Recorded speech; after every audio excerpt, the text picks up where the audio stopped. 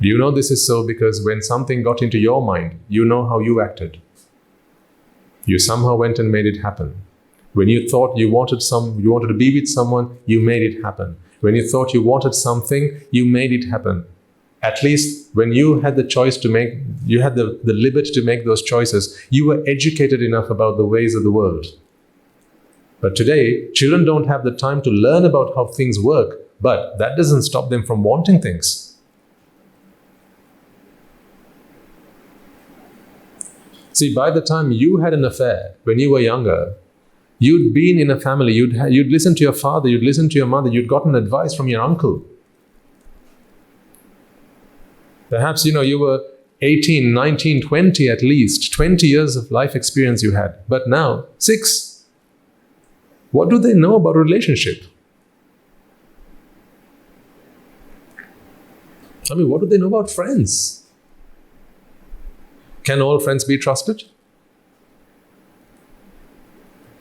It would be fair to call those who you trust a friend.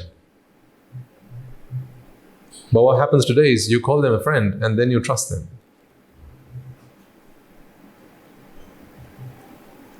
Every time your trust was broken, it was not from someone who you disliked. It was always from someone who you liked, who you thought was a friend.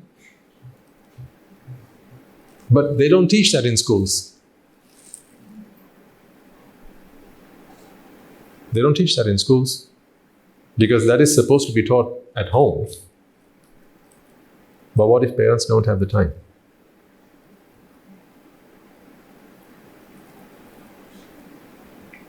What if parents are far too busy earning for the family, earning for the next relocation, earning for the next house, earning to buy the next property, earning to buy the next car, earning to marry their child off one day, earning for their education? I urge the parents in here, at least those who are fortunate enough to listen to these words, do make sure that you invest a part of your life to bringing up your child. Bringing a child into this world was not the challenge. Anyone can do that. But bringing up your child with the right morals, with the right values, with the right virtues. Because otherwise one day you will come and say, Swaminivasa, my child doesn't even respect me anymore. I'm sick and I'm old and my child doesn't look after me. Then I'll tell you, I told you so. Because then it'll be too late to do anything other than that. But what I'm saying is, bringing up your child and instilling values, virtues and nobility into them is not to be done because they should one day be there to look after you. That seems almost a bit selfish. That's not what I mean. At least, that do it so that one day they can look after themselves. Let alone you, so that they can look after themselves, so that you don't have to worry about them. Think about it, right? Today, parents think by the time that their children are mature, you can marry them off and then, just retire, okay? And just, the two parents, if they're still left alive by that point, you just retire and, just live your life, the last years of your life happily. But the truth is, you can't do that because you're still worried about your children. They're having fights between themselves. They're having arguments. So you don't know when they might come home again. Married the daughter off, but you don't know when she's going to come home again. Saying, Amma, I can't do this anymore. Please take me back.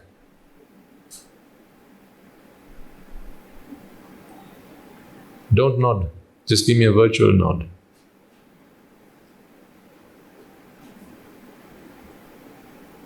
You know who I'm talking about. Not you, right? Believe you me, I don't mean any insult by saying this. This is not a criticism. All I'm saying is, let's do the right thing. I only say these words because I care. I care enough that I don't want you to suffer, because you don't have to. You don't need to. If we do the right thing today, we don't have to regret tomorrow.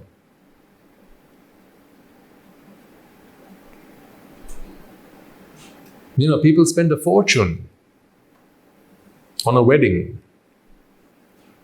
I've got nothing against that. If you can afford it, do so. You know, some families will be fed. Why not?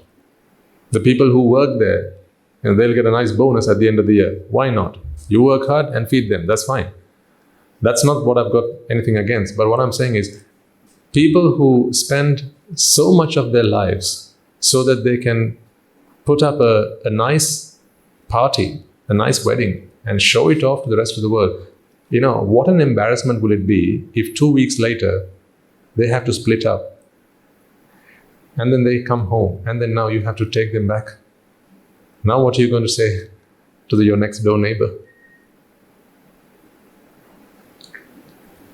All because you didn't have the time to teach your children how, in the face of an argument, do you control yourself? How, when someone says something you don't like, how do you face that? How do you control yourself? How do you manage yourself? How do you strengthen your mind enough so that you don't have to fall victim and prey? How do you control your vexations?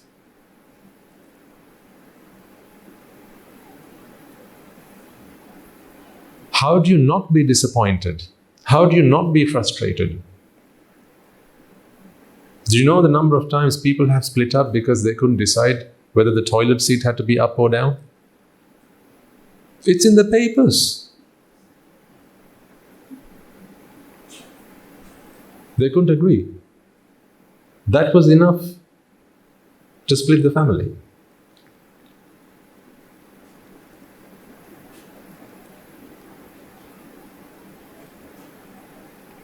If we don't teach our children these things, folks, you know, it's just a disaster waiting to happen.